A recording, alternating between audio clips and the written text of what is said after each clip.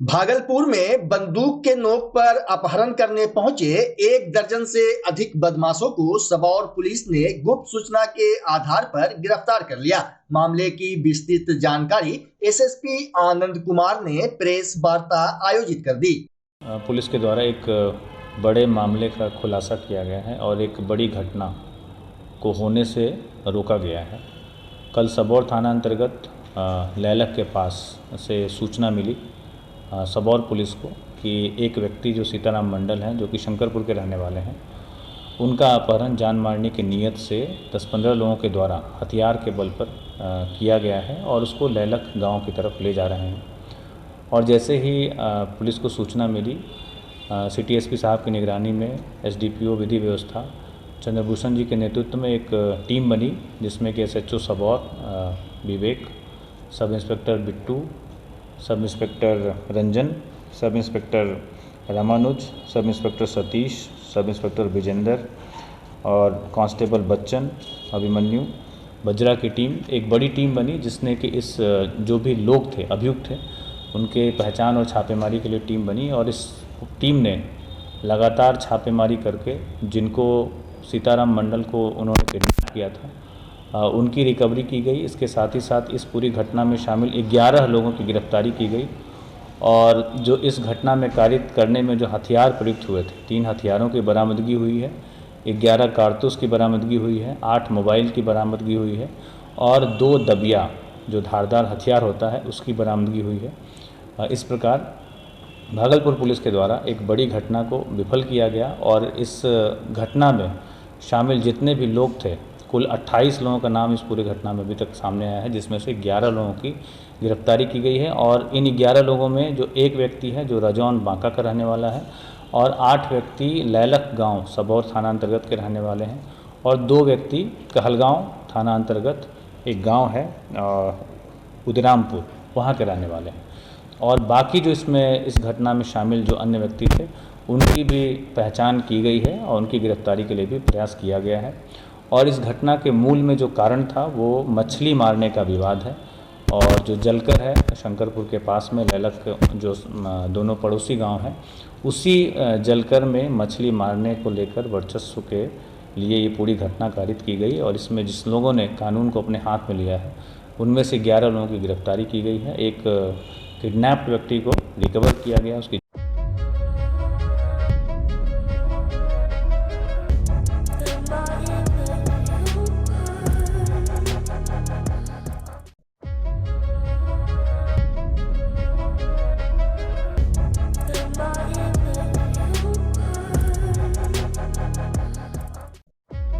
तिलका मांझी भागलपुर विश्वविद्यालय में कुलाधिपति सह राज्यपाल राजेंद्र विश्वनाथ आर्लेकर के आगमन को लेकर सभी तैयारी पूरी कर ली गई है। गुरुवार की सुबह राज्यपाल भागलपुर आएंगे। वहीं टीएमयू परिसर में कुलाधिपति सह राज्यपाल के आगमन की तैयारी पूरी कर ली गई है। मंच और सजावट के काम भी पूरे हो चुके हैं। आज देर शाम कुलपति प्रोफेसर जवाहर लाल ने कार्यक्रम स्थल पर पहुंचकर तैयारियों का जायजा लिया, साथ ही मॉक ड्रिल भी किया गया। इस दौरान जो कमियां दिखी उसे दुरुस्त करने का निर्देश दिया गया। मौके पर कुलपति प्रोफेसर जवाहर लाल कार्यक्रम स्थल मार्ग पर सही ढंग से मिट्टी नहीं भरे जाने पर बिफर गए और इंजीनियर को मार्ग समतल करने का सख्त निर्देश दिया। वहीं डॉक्टर राहुल कुमार ने मिनट टू मिनट कार्यक्रम का विवरण पढ़कर बताया, जबकि VC ने सभी कमेटी के सदस्यों को निर्देशित किया। इस अवसर पर कुलसचिव डॉक्टर विकास चंद्र समेत कई शिक्षक और कर्मी मौजूद थे। बता दें कि टीएमयू कैंपस में खेलो इंडिया योजना के तहत करीब 4 करोड़ की लागत से बने नवनिर्मित मल्टीपर्पस इंडोर स्टेडियम का कुलाधिपति 14 नवंबर को उद्घाटन करेंगे, जिसको लेकर टीएमयू के कुलपति प्रोफेसर जवाहर लाल से कार्यक्रम स्थल पर बात की हमारे सहयोगी सैयद इनामुद्दीन ने। तिलका मांझी भागलपुर विश्वविद्यालय में 14 नवंबर को राज्यपाल सह कुलाधिपति का आगमन होगा, जिसको लेकर के सारी तैयारी पूरी कर ली गई है। इस वक्त आप देख सकते हैं कि जो इंडोर स्टेडियम है टीएमयू का, वो सज धज कर तैयार है और यहाँ पर भागलपुर विश्वविद्यालय के कुलपति प्रोफेसर जवाहरलाल अपनी टीम के साथ यहाँ पर मौजूद हैं। महामहिम के लेकर के क्या क्या कार्यक्रम है, कहाँ कहाँ महामहिम जाएंगे, यह सीधी बातचीत हम कुलपति प्रोफेसर जवाहरलाल से करेंगे। सर, महामहिम का कल का क्या क्या कार्यक्रम है? महामहिम सबसे पहले टीएनबी का जो हमारा उनका हेलीकॉप्टर वहाँ पर लैंड करेगा, वहाँ से हम लोग रिसीव करके गेस्ट हाउस में लाएंगे। वहाँ थोड़ा सा ये होगा, ब्रेकफास्ट होगा, रिफ्रेशमेंट। उसके बाद में महामहिम जो है वहाँ पर जाएंगे फिजियोथेरापी एंड योगा सेंटर, वहाँ पर फाउंडेशन ले डाउन करेंगे, नींव डालेंगे। नींव डालने के बाद में फिर इंडोर स्टेडियम का देखी नहीं इसका उद्घाटन करेंगे। उद्घाटन करने के बाद में उनका जो है अभिभाषण का कार्यक्रम है, जो पंडाल है वहाँ पर। फिर यहाँ से वो सीधे जो है वो जाएंगे मारवाड़ी कॉलेज, उसके महिला विंग का उसका उद्घाटन होगा। उद्घाटन करने के बाद में फिर वो आ जाएंगे यूनिवर्सिटी के गेस्ट हाउस में, और वहाँ पर जो है लंच होगा, विश्राम होगा। फिर उनका 3 बजे जो है कार्यक्रम है किसान लोगों के साथ पंचायत टाउन हॉल में, वहाँ जाएंगे, है ना। और टाउन हॉल के बाद में फिर चले जाएंगे सर्किट हाउस, और वहाँ पर रात्रि विश्राम वहीं। तो ये अभी कार्यक्रम की रूपरेखा कुलपति महोदय बता रहे हैं, लेकिन अब इनसे सर से हम यह भी सवाल करेंगे, सर क्या क्या तैयारियाँ कर ली गई है, कितनी तैयारियाँ पूर्ण हो गई है? बिल्कुल 100% पूर्ण हो गई है। सब तरह से हम लोग तैयार हैं। अभी जो प्रोटोकॉल ऑफिसर हैं वो राजभवन का कुछ ही घंटों में हमारे पास पहुंचने वाले हैं। फिर से उनके द्वारा भी चेक किया जाएगा रात में, है ना, कि सारी चीज़ें सिक्योरिटी पॉइंट ऑफ व्यू के विजिलेंस के लोग भी आए थे, है ना, और उन लोगों ने अपना देखा है, सारे पॉइंट्स को देखा है। सीनियर एसपी लगातार लगे हुए हैं, एसडीओ लगे हुए हैं। सुरक्षा के पॉइंट ऑफ व्यू से सारा पुलिस प्रशासन, जिला प्रशासन सभी का पूर्ण सहयोग है, और बहुत अच्छा से कार्यक्रम होगा, कहीं कोई बाधा नहीं। एक सवाल और है सर, जिला प्रशासन और पुलिस प्रशासन से क्या समन्वय स्थापित किया गया? मैं लगातार समन्वय स्थापित कर रहा हूँ। हर चीज़ को जो मेरे पास आता है उनको कन्वे कर रहा हूँ। प्रोग्राम के बारे में, प्रोग्राम जितने जो प्रोग्राम है उसका कंसोलिडेटेड एक कॉपी मैं अभी भेज दिया हूँ, है, सीनियर एसपी साहब को भेज दिया, डीएसपी साहब को भेज दिया, और लोगों को भेज दिया कि आप 1-1 मिनट के जान लें कि कहाँ कहाँ हैं, सो डैट कि वहाँ पर वो जान लें। एक अंतिम सवाल आपसे और होगा, इन दिनों 2-4 दिनों से विश्वविद्यालय में कई तरह का विवाद चल रहा है सर, उसको लेकर के क्या अपील करेंगे? ऐसा है कि विवाद आप लोग बनाते हो, विवाद मीडिया वाले बनाते हैं, विवाद हमारे शिक्षकों में नहीं। जी, मैं सब कुछ देखते रहता हूँ, मैं बोलता नहीं हूँ, समझ नहीं। जिस तरह से आप लोग जो एंकरिंग करते हैं और ये करते हैं, ऐसा थोड़ा ही होता है जी। आपने कभी एक पक्ष का बात लिया, कभी VC से कांटेक्ट किया कि क्या बात है? कोई ऐसी बात नहीं है, कोई भी बात नहीं है। मैंने जो प्रमोशन की इशू पर जो बातें थी वो ऑलरेडी मैं शुरू से कर रहा हूँ कि दूंगा। अभी भी हम वहाँ पर भेज दिए हैं लिखित रूप से। अब आप कहिएगा कि अब 14 तारीख को हम आज ही कीजिए, आपको इतना नहीं समझ में आती है? आप लोगों को समझ में आती है कि नहीं? ऐसा होता है? ऐसा नहीं होता है कहीं भी। कोई भी का अब पिछले बार जो प्रमोशन हुए हैं यहाँ पर, मैं निकालूं क्या उसको? लगातार अखबारों में शिकायत आती है कि इनका गलत हो गया, उनका गलत हो गया। यहाँ सब व्यक्ति जिनका प्रमोशन हुआ सब एक दूसरे के पूछे लगे। मैं ऐसा नहीं करने वाला। मैं जो भी करूँगा, एक का भी प्रमोशन होगा तो वो कहीं सुप्रीम कोर्ट भी जाएगा, उसका सही रहेगा। तो कुलपति का कहना है कि हम कोई पेंच नहीं फंसा रहे हैं, प्रमोशन बिल्कुल होगा। लेकिन सर एक सवाल और करेंगे आपसे, क्या अपील होगी कल के कार्यक्रम को लेकर के? मैं हाँ, उसके लिए अपील है कि सभी लोग अपने काम पर लौट जाएं, और सभी लोग एक विश्वविद्यालय जो परिवार होता है सब लोग मिल कर के महामहिम में आ रहे हैं। हमारे माननीय राज्यपाल आ रहे हैं, कुलाधिपति आ रहे हैं, हम सभी का वो गार्जियन के रूप में आ रहे हैं। तो सबको मिलकर के उनको स्वागत के लिए लगें और कार्यक्रम को सफल बनावे। ये जो है जो बन जाएगा वो यहाँ स्मार्ट सिटी है। स्मार्ट सिटी मैं बार बार बोलता हूँ, क्या मैं देखता हूँ, मैं भी घूमता हूँ, लेकिन इसकी पहचान बढ़ जाएगी स्मार्ट सिटी के रूप में कि यहाँ से खिलाड़ी पैदा होंगे जो देश विदेश में जा सकते हैं। बहुत सारे अपॉर्चुनिटी, आपका फिजियोथेरापी यानी योगा है ना, उससे लोगों को रोज़गार मिलेगा। जो इतने बड़े बड़े काम कर रहा है, मैं रात दिन लगा हुआ हूँ, और आप लोग जो है उसको तमाशा बना रहे हैं। कोई धरना दे रहे हैं, कोई ये कर रहे हैं, कोई आपस में लड़ रहे हैं। इसी सुन लीजिए, इसी के कारण विश्वविद्यालय जो है ना, वो बोलते हैं ना आप लोग कि पीछे चला गया। मीडिया वाले जो है इसमें सारे लोग दोषी। सर अनशन तोड़वाने के लिए क्या अभी आप जाएंगे? अनशन तोड़वाने के लिए हम मतलब कि क्यों जाएंगे, हम तो ऑलरेडी उनका काम करना चाहते हैं।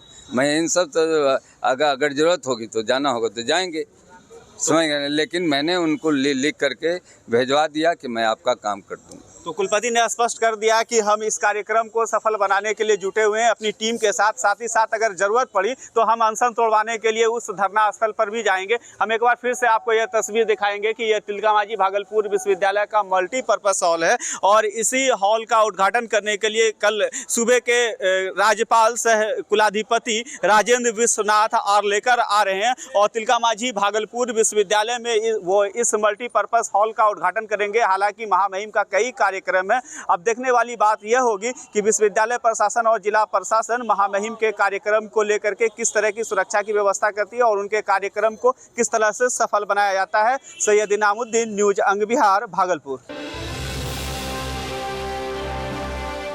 तिलका मांझी भागलपुर विश्वविद्यालय में प्रमोशन की मांग को लेकर शिक्षक संघ का आमरण अनशन दूसरे दिन भी जारी रहा। वहीं आज आमरण अनशन के दौरान शिक्षकों की हालत बिगड़ गई, जिसके बाद डॉक्टरों की टीम धरना स्थल पर पहुंची और आमरण अनशन कर रहे शिक्षकों का हेल्थ चेकअप किया। वहीं तिलका मांझी भागलपुर विश्वविद्यालय हेल्थ सेंटर के डॉक्टर अरशद ने आमरण अनशन पर बैठे शिक्षकों को अस्पताल में एडमिट होने की सलाह दी, लेकिन शिक्षकों ने कहा कि वे यहां से नहीं जाएंगे। इसके बाद विश्वविद्यालय थाना की पुलिस आई और सत्याग्रह समाप्त करने को कहा, लेकिन अनशनकारी अपनी मांग पर अड़े रहे। इस दौरान प्रॉक्टर डॉक्टर अर्चना कुमारी ने भी अनशन तोड़ने की अपील की। वहीं शाम करीब 3 बजे अनशनकारियों की हालत नाजुक हो गई, जिसके बाद सलाइन लगाया गया। साथ ही कुलपति की ओर से वार्ता के लिए प्रॉक्टर डॉक्टर अर्चना कुमारी और शिक्षक राजीव सिंह को भेजा गया। करीब 2 घंटे के मंथन के बाद सहमति बनी और प्रस्ताव कुलपति के पास भेजा गया।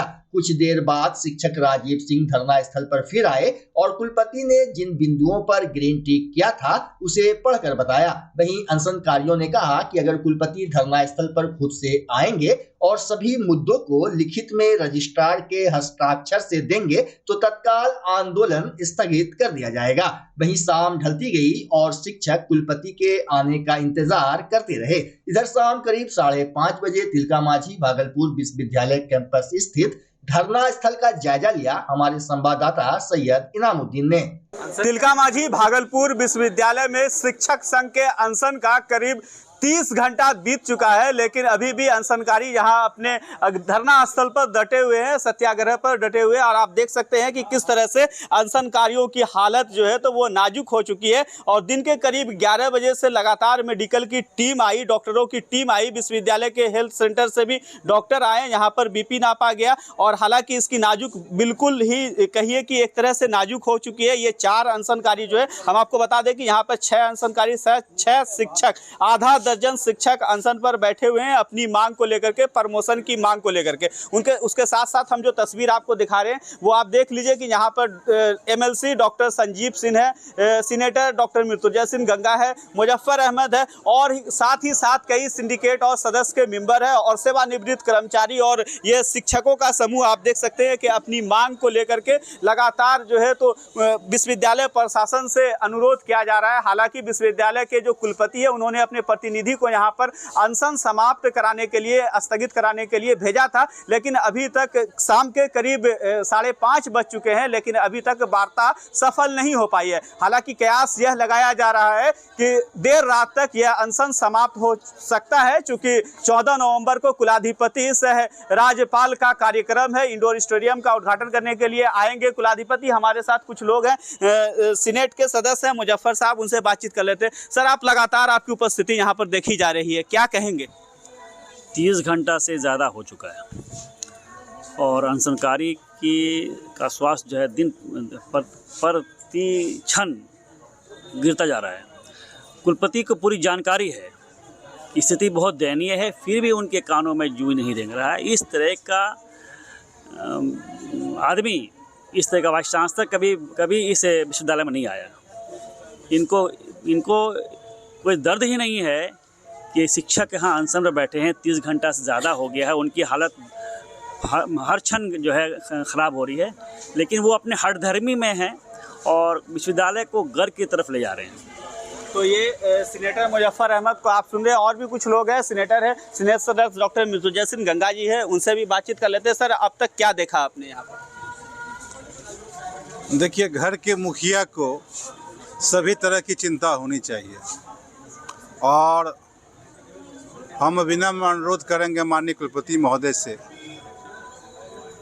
कि आप आएँ और संज्ञान लें, क्योंकि आप ही का ये कैंपस है और एक वाजिब मांग को लेके शिक्षक बंधु जो यहाँ बैठे हुए हैं अनशन पे, और ये नैतिक दायित्व जो है, नैतिक धर्म का पालन कीजिए और जल्द आइए, अनशन तुड़वाने में पहल कीजिए।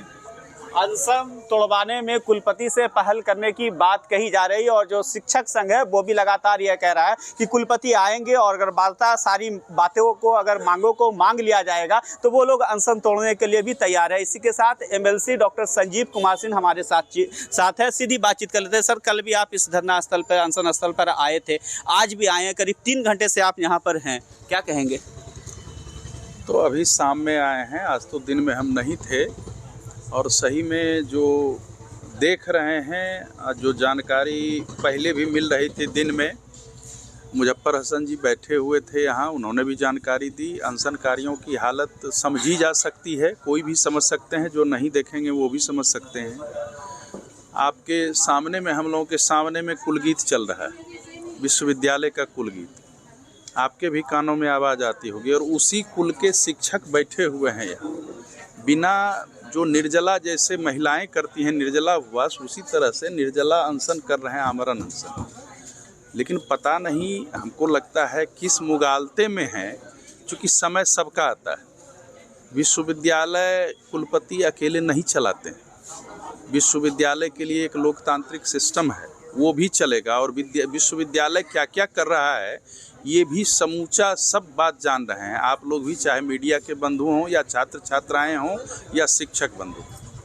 तो ठीक है, उनको अगर अच्छा लगता है, जो कि हमारे शिक्षक अगर अनशन पर हैं और यही उनके लिए अच्छा है, तो ठीक है, जितना देर तक वो इंतज़ार कराएं, लेकिन हम लोग बैठे हुए हैं, उससे कोई फ़र्क नहीं पड़ता है।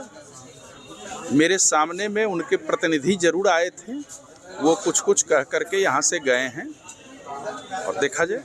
अब ऐसे में सवाल यह उठ रहा है कि विश्वविद्यालय प्रशासन के द्वारा अनशन तोड़ाने का प्रयास किया जा रहा है और चंद ही मीटर की दूरी पर मॉक ड्रिल चल रहा है, कुलपति खुद मॉक ड्रिल में मौजूद है। हालांकि उनके आने की भी यहाँ पर इस धरना स्थल पर उम्मीद जताई जा रही है। अब हम आपको दिखाना चाहेंगे कि राजनीतिक पार्टी के जो कार्यकर्ता है और नेता है वो भी यहाँ पर पहुँच चुके हैं। हमारे साथ हम बातचीत करेंगे जो BJP के जिला अध्यक्ष है संतोष कुमार जी। आप यहाँ पर आए, हमको लगता है करीब 2 घंटा से आप हैं, क्या कहिए इस पूरे प्रकरण पर? देखिए, यह मानवीय संवेदना का प्रश्न है कि ऐसे शिक्षक आमरण अनशन पर बैठे हुए हैं और वार्ता भी हुई और तत्क्षण उनको आना चाहिए था, संवाद गया हुआ है, आने की भी सूचना मिली है, तो आकर अब अनशन को समाप्त कराते हुए आगे जो प्रक्रिया है, जो विहित प्रक्रिया, उसको अपनाई जाए। और अब ये माननीय विषय क्यों विलम्ब कर रहे हैं, इस समझ से परे है। और भी कुछ लोग हैं, शिक्षक संघ जो धरना पर बैठा हुआ है, उनसे भी बातचीत करने का प्रयास करेंगे। डॉक्टर अमिताभ चक्रवर्ती जी यहाँ पर मौजूद हैं। आप सर अनशन पर ही हैं, हम आपको ज़्यादा नहीं कहेंगे कहने के लिए, लेकिन क्या उम्मीद जता रहे हैं? हम लोग लगातार प्रयास कर रहे हैं अपने अनशन को सफल करने के लिए। हमारी मांग सिर्फ एक ही है कि प्रमोशन की जो प्रक्रिया इतनी दिन से लंबित है, आखिर वह क्यों लंबित है और कब हमको प्रमोशन मिलेगा। हम लोग का दूसरा प्रमोशन का अप्लाई करने का अवधि हो गया है और पहला का भी अभी तक पत्र नहीं जारी किया गया है, और प्रशासन अभी तक बेसुध है। बीच में कोई वार्ता हुई है, कुछ वार्ता हुई है जिसमें कि समय अवधि दिया जा रहा है कि इस समय तक आपको प्रमोशन की प्रक्रिया पूरी कर ली जाएगी। हम लोग उसी का इंतज़ार कर रहे हैं और हम आशा करते हैं कि हम लोग का और जितने भी समर्थक हमारे आए हैं, सभी का आशा सफल होगा और हम लोगों को प्रमोशन का पत्र प्राप्त होगा। एक बार फिर हम अपने सहयोगी से कहना चाहेंगे कि वो तस्वीर दिखाए। आप देख सकते हैं कि जो यूडीटीए के सचिव है doctor Vivek Kumar Hind, doctor Ravi Shankar Chaudhary, doctor Badrinath Jha और एक और अन्य शिक्षक है, वो लगातार इस अनशन पर है। और अब उम्मीद जताई जा रही है कि कुलपति जो है तो यहाँ पर आएंगे और अनशनकारियों से वार्ता करेंगे, अनशन तोड़ाएंगे। लेकिन अब ऐसे में देखने वाली बात यह होगी कि करीब 30 घंटे बीत चुके हैं इस अनशन को, कुलपति कब आते हैं, अनशन कब टूट पाता है या वार्ता सफल होती है या नहीं होती है, यह देखने वाली बात होगी। लेकिन हम आपको बता दें कि जो एक बात जो निकल करके सामने आ रही है, कहा जा रहा है कि मॉक ड्रिल जैसे ही जो कुलाधिपति को लेकर के आगमन को लेकर के मॉक ड्रिल हो रहा है, वो मॉक ड्रिल जैसे ही समाप्त होगा कुलपति इस धरना स्थल पर आएंगे और अनशनकारियों से वार्ता करेंगे, बात करेंगे और जूस पिला करके उनका अनशन तोड़ाएंगे। मैं अपने सहयोगी संतोष राज के साथ सैयद इनामुद्दीन, न्यूज अंग बिहार, भागलपुर।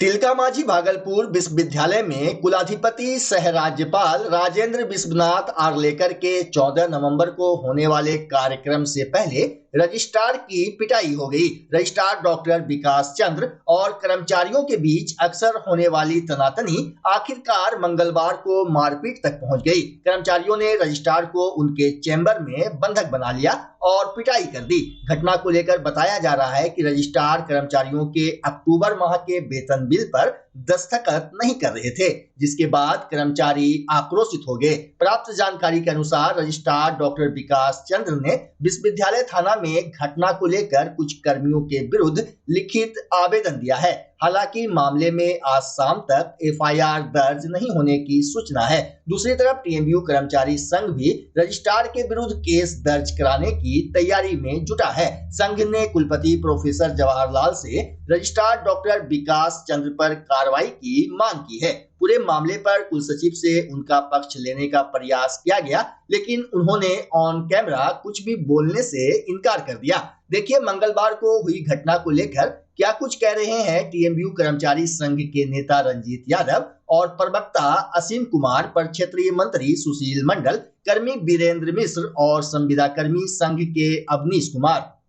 रजिस्ट्रार कार्यालय में वेतन जो है ना वचन पे सिग्नेचर नहीं कर रहे थे। हम लोग पूछने गए थे कि जो है ना क्यों नहीं सिग्नेचर कर रहे हैं, इस पर कोई जवाब नहीं दिया। और मतलब जो है ना अपने से जो है ना गुलदस्ता फेंक दिया, क्या क्या कर दिया। 2% अब हम मतलब जो है ना हम देख के दंग रह गए। हम इस कुल सचिव को हमको लगता है कि मानसिक रूप से कुछ बीमार है, जिसके कारण ऐसा ये यहाँ विश्वविद्यालय में हो रहा है। हम यही कहेंगे। कर्मी मारपीट कर रहे हैं, वीडियो में साफ दिख रहा है। ऐसा हमारे सामने तो कोई मतलब जो है ना मारपीट नहीं हुआ है, हमारे सामने हो भी नहीं किया है। कर्मचारी को गाली मतलब देना चालू कर दिया। कुल सचिव होकर के आप कर्मचारियों को गाली दीजिएगा, अभद्र बात बोलिएगा, तो हमको लगता है कुल सचिव मानसिक रूप से बीमार है, इसका इलाज करना चाहिए। आगे क्या निर्णय लीजिएगा? आगे प्रशासन अगर इस पे मतलब जो है ना कर्मचारी के ऊपर कुछ करते हैं तो हम लोग जो है ना आंदोलन करेंगे। इसमें मामला ये है कि कर्मचारियों का, आप लोग पत्रकार हैं, आप लोग देख रहे हैं कि जब जब वेतन आता है तब तब रजिस्ट्रार के द्वारा यही किया जाता है कि कर्मचारियों को कहा जाता है आज वेतन कटेगा, कल वेतन कटेगा। ये वेतन पे दस्तखत नहीं करते हैं, फाइल पे सिग्नेचर कर देते हैं। वाइस चांसलर का अप्रूवल हो गया वेतन देने के लिए, यही फाइल पे सिग्नेचर किए। जब वाउचर पे इनको सिग्नेचर करना था और इनको ट्रेजरी भेजना था तो ट्रेजरी से ओटीपी आता है, ये बोले हम ओटीपी नहीं देंगे। ये ना ओटीपी दे रहे थे, ना वाउचर पे सिग्नेचर कर रहे थे। वेतन आके रखा हुआ था, पेंशन चला गया। पता नहीं रजिस्ट्रार को कर्मचारी से क्या खुमारी है या समझ में नहीं आ रहा है। बार बार जब से ये रजिस्ट्रार आए हैं, लगभग जितने बार वेतन आया है और जितने बार पैसे की बात हुई है, रजिस्ट्रार के साथ, रजिस्ट्रार कर्मचारी के साथ यही व्यवहार कर रहे हैं। आप 2% का आरोप लगा रहे थे। हाँ, तो रजिस्ट्रार तो ये मतलब ही है, सरासर मतलब है। वो उसका वीडियो भी बनाया गया है कि रजिस्ट्रार जो है कह रहे हैं कि अब वेतन पे भी 2% चाहिए, तब हम वेतन भेजेंगे। तो इस तरह यदि कर्मचारी के साथ किया जाएगा तो कर्मचारी फ्रस्ट्रेशन में आके ये काम करेगा ही करेगा। जो कर्मचारी दिन भर नौकरी कर रहा है, दिन भर खट रहा है और उसके साथ कहा जा रहा है कि नहीं आज आपका वेतन कटेगा, आपको जो है उसके आधार पर, जब कर्मचारी ऑलरेडी हाई कोर्ट से ऑर्डर आ चुका है, उसके आलोक में आप वेतन दे रहे हैं, 4 महीना से कर्मचारी का वेतन जा रहा है, तो अब उस पर ऑब्जेक्शन की क्या ज़रूरत है? यदि आप ऑब्जेक्शन कर रहे हैं तो कोई आधार लगाकर ऑब्जेक्शन कीजिए, निराधार ऑब्जेक्शन क्यों करते हैं? वाइस चांसलर से अप्रूवल हो जाता है, उसके बाद आप फाइल को रोकते हैं, क्यों? यदि क्या आप वाइस चांसलर से बड़े पद पे हैं, यदि वाइस चांसलर ने अप्रूवल दे दिया, फाइनेंशियल एडवाइज़र ने अप्रूवल दे दिया, वेतन जाने का हो गया, तो उसके बाद आप वेतन को रोक रहे हैं, तो कहीं ना कहीं आप कर्मचारी से खुमारी हैं और आप ये चाहते हैं कि विश्वविद्यालय में आंदोलन हो और किसी तरह ये आंदोलन बढ़े ताकि विश्वविद्यालय डिस्टर्ब रहे, कार्य बाधित रहे। अभी महामहिम कुलाधिपति का प्रोग्राम है, कहीं ना कहीं रजिस्ट्रार का है कि ये प्रोग्राम जो है बाधित हो और ये जानकर ये करवा रहे हैं। आप संघ के प्रवक्ता है, इस तरह की घटना तीसरी बार है, तो ये मैं आपसे ये अनुरोध करूंगा कि ये रजिस्ट्रार से आप पूछ लें कि ये घटना आपके साथ तीसरी नहीं चौथी बार है और हर बार वेतन को लेकर ही है, तो आखिर आप ऐसा क्यों कर रहे हैं कर्मचारी के साथ? आपको कर्मचारी से क्या दिक्कत हो रही है? आप वो रजिस्ट्रार से पूछें। हाँ, हम हैं, क्योंकि हम संगठन के मंत्री हैं तो हम तो रहेंगे ही, और मारपीट का कोई ऐसा कुछ खास मामला नहीं है। रजिस्ट्रार साहब मानसिक रूप से थोड़ा हमको लग रहा है वो पागल हो चुके हैं, और हर एक बार वेतन पर अब वेतन मांगने के लिए जी हजूरी करना पड़ता है और तब जाकर वेतन देते हैं। बात कर रहे हैं क्लियर कीजिए, तो इन्होंने बात में क्लियर कल हुआ कि वेतन पर भी 2% मांगते हैं। अब तो ये अनर्थ हो गया कि लोग नौकरी उकरी लेने के लिए करता है, वेतन लेने के लिए भी पैसा की मांग हो गया 2% की। तो हम लोगों ने आरजू विनती किया, उससे भी बड़ा दुर्घटना रजिस्ट्रार साहब अपने से स्वयं किए। वो गाली गलौज करना शुरू, अपना टेबल पर जो रख कर लिखते हैं वो उठा के हमरे ऊपर फेंक रहे थे। हम अपना बचाव में हमने इसको साइड फेंक दिया, और गाली गलौज कर्मचारी को भरपूर इन्होंने करते रहते हैं हमेशा, हर एक बार वेतन जब आते हैं तब। और इससे भी बड़ा ज़्यादा दुर्घटना हुआ कि इनका कोई आका बाहर में है जो इनको फ़ोन करता है कि अब वेतन रिलीज कर दो, तब इन्होंने वेतन रिलीज पर कल राजी हुए हैं। संघ का, संगठन का आरजू विनती वो पसंद नहीं करते हैं। साइन किए वोचर पर? जी, वोचर पर फिर निकाल के वो साइन किए, भेजे, बहुत आरजू विनती। चूँकि इनका आका ने फ़ोन पर इनको कह दिया था कि अगर नहीं हो रहा है 2% का रिकवरी तो अभी वेतन छोड़ो जल्दी से, नहीं तो हंगामा हो जाएगा। वो अपने आका के कहने पर ये वेतन हम लोगों का छोड़े। उस आका को मैं धन्यवाद देता हूँ कि बहुत सही समय में आकर के इन्होंने फ़ोन कर दिया कि वेतन छोड़ दो। हम उनको धन्यवाद देते हैं। क्या निर्णय ले? आगे साफ सुथरा है, आप सभी लोग मीडिया कर्मी हैं, सब जान रहे हैं। आगे की रणनीति तय है कि अगर कर्मचारियों के साथ कोई दुर्घटना हुआ, कोई कार्रवाई अगर होगी, तो आगे पूरे बिहार राज्य विश्वविद्यालय एवं महाविद्यालय कर्मचारी महासंघ पूरे महाविद्यालय और विश्वविद्यालय का चक्का जाम करेगा, पठन पाठन परीक्षा सभी बाधित करेगा। रजिस्ट्रार कह रहे हैं FIR करेंगे। रजिस्ट्रार का इच्छा है FIR करे, हम तो कहते हैं उनको मानसिक रूप से खराब हो गए, उनको रांची भेज देते हैं, खर्चा संगठन लेता है इसका।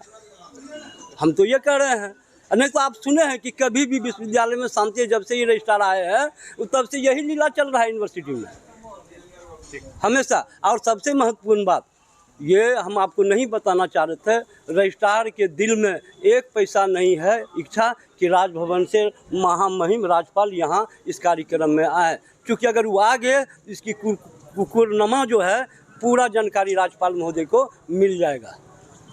ये विश्वविद्यालय को जो आज नीचे स्तर पर गिराया है उसका देनदार कुल सचिव है। हालांकि वाइस चांसलर ने बचाने का बहुत कोशिश कर रहे हैं। हमारा वेतन का ऑर्डर आज से 10 दिन पहले हो गया था, उस पर रजिस्ट्रार का भी दस्तखत है। आखिर ये जो रोक के रखा ये 2% की। देखिए, हम लोगों का दिवाली और छठ महापर्व वेतन आया हुआ था, कुल सचिव महोदय के कारण वेतन नहीं मिला। हमारे गार्जियन जो कुलपति हैं उन्होंने आदेश स्पष्ट दे दिया कि भुगतान कर दीजिए दिवाली और छठ के अवसर पर। ये वेतन को रोक के रखते हैं। ये दुर्भाग्य है इस विश्वविद्यालय के हमारे जैसे कर्मियों और शिक्षकों का कि वेतन के लिए भी अब जद्दोजहद करना पड़ता है विश्वविद्यालय में। और ये फाइल हरदम रोकते हैं, जब भी वेतन आता है रोक के रखते हैं। हम लोग काम करते हैं और वेतन पर ही निर्भर है और कोई हम लोग को आसरा नहीं है। वेतन नहीं मिलेगा तो कैसे चलेगा हम लोग का काम? भोजन पानी दाल रोटी कैसे चलेगा? बच्चे का फीस परीक्षा चल रहा है, दवाई दारू सब ये रोक के रखते हैं। और ये खास बात है कि जब कुलपति का अप्रूवल हो गया, इनका फाइल पर दस्तखत हो गया, वित्त परामर्शी का दस्तखत हो गया, फाइनल स्टेज में रोकने का क्या जरूरत था? ये चाहते हैं कि विश्वविद्यालय में इस तरह की अराजकता हो कर्मचारी से कन्फल्टेशन हो और जो है सो विश्वविद्यालय की बदनामी हो, कुलपति महोदय की बदनामी हो। जब कुलपति का स्पष्ट आदेश था तो इनको दे देना चाहिए। और थोड़ा सा हमको लगता है कि इनका मानसिक रूप से भी ये कुछ जो है सो डिस्टर्ब हो गए हैं कि क्या पता नहीं। तो कुल सचिव महोदय से हम अनुरोध करेंगे कि वो सब छोड़िए, पूर्वाग्रह से ग्रसित मत होइए, वेतन समय पर दीजिए, जो हमारा वाजिब है। एरियर भी बाकी आपने एग्रीमेंट किया 8% वाला वो भी दे दीजिए। सब दे रहे हैं तो अब वेतन उतन मत रोकिए। क्या कार्य का बहिष्कार किए हैं? नहीं, हम लोग कार्य पर हैं, बिल्कुल कार्य पर है, बहिष्कार नहीं है। हम लोग वेट एंड वॉच में है कि यदि विश्वविद्यालय प्रशासन हमारे साथी किसी पर भी कोई कार्रवाई करेगा तो हम लोग मास की मीटिंग बुलाएंगे और आगे की कार्रवाई तय करके मजबूती के साथ वो कार्रवाई पर हम लोग अमल करेंगे। क्या नाम हुआ आपका? वीरेंद्र मिश्र। नहीं, उसमें कर्मचारी के साथ कुछ भी अगर ये होता है, अन्याय होता है, तो उसमें संविदा कर्मचारी भी परमानेंट कर्मचारी के साथ हैं। जो है क्या रजिस्ट्रार साहब के पास जाते हैं फाइल लेके, संचिका लेकर के, क्या किस तरह का बिहेवियर रहता है? नहीं, बिहेव तो वो ठीक नहीं रहता है। उस तरह से कभी है, कभी नहीं करेंगे, कभी बाद में करेंगे, 2 घंटा के बाद आओ, कभी लेट से आओ। निर्णय यही है कि जो परमानेंट कर्मचारी जो हैं उनके साथ संविदा कर्मचारी लोग भी उनके साथ हैं, जो कंधा से कंधा मिला के उनके साथ हैं। क्या नाम हुआ? अवनीश कुमार। बच्चा जब जन्म लेता है तो कई बार बच्चा तुरंत नहीं रोता है, रोने में देर हो जाता है। ऐसे में बच्चा क्षतिग्रस्त हो जाता है और उसके बचने की संभावना कम हो जाती है। और यदि बचा तो भविष्य में उसमें विकलांगता की समस्या आती है, जिसे सीपी कहते हैं, जिसका कोई माकूल इलाज नहीं है और ज़िंदगी भर बच्चा विकलांगता से जूझ सकता है। ऐसे में पूरे संसार में कूलिंग थेरेपी का सहारा लिया जाता है। जन्म से ठीक 6 घंटा के अंदर यदि उसको कूलिंग थेरेपी दिया जाए तो उससे उसका सीपी की समस्या कम होती है और बचने की भी संभावना बढ़ती है। पहली बार बिहार झारखंड में आपके शहर के स्नेह नवजात शिशु बाल सेवा केंद्र में यह मशीन उपलब्ध है। कभी भी ऐसी बात हो कि बच्चा रोने में विलम्ब हो गया तो आप स्नेह नवजात शिशु बाल सेवा केंद्र में जरूर संपर्क करें।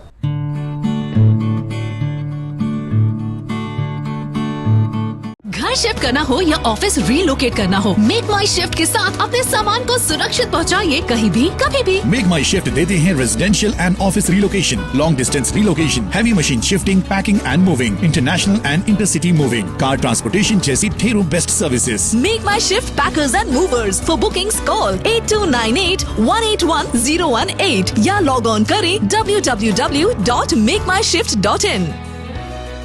रिंकू एलईडी बल्ब, एक बार लाओ और चलाते ही जाओ। हमारे एलईडी बल्ब्स है क्वालिटी में नंबर 1 और एनर्जी एफिशिएंट, जो रखे एनवायरनमेंट और आपके बिजली के बिल दोनों का ख्याल। रिंकू एलईडी बल्ब के साथ एनर्जी बचाओ और बिल घटाओ। ये है पावर सेविंग लाइट जो चले लंबे समय तक और रखे आपके घर को रोशन। हमारे यहाँ एलईडी लाइट्स मिलते हैं एक व्यापक रेंज में, जो आपकी हर जरूरत को पूरा करेगी। लेकिन यही नहीं, हमारे एलईडी लाइट सिर्फ चमकदार नहीं बल्कि एनवायरनमेंट फ्रेंडली भी है। तो आज ही लाओ रिंकू एलईडी बल्ब और पाओ 1 साल की वारंटी का भरोसा। रिंकू एलईडी बल्ब्स, नई जनरेशन के स्मार्ट बल्ब्स। आज ही संपर्क करें 8651063786 या मेल करें rinku.led.bulb@gmail.com। हमारा पता असाननपुर, भागलपुर, बिहार 812002।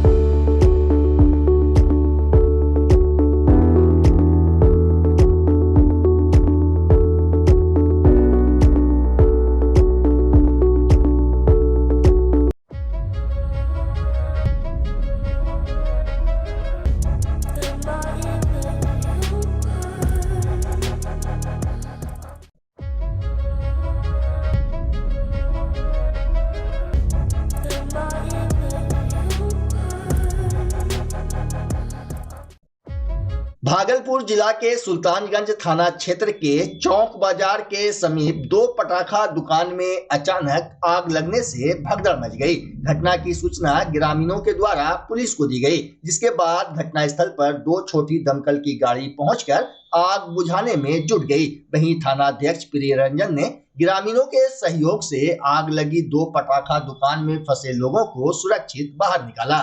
शॉर्ट सर्किट से लगी कितना नुकसान होलो? कितना नुकसान होलो?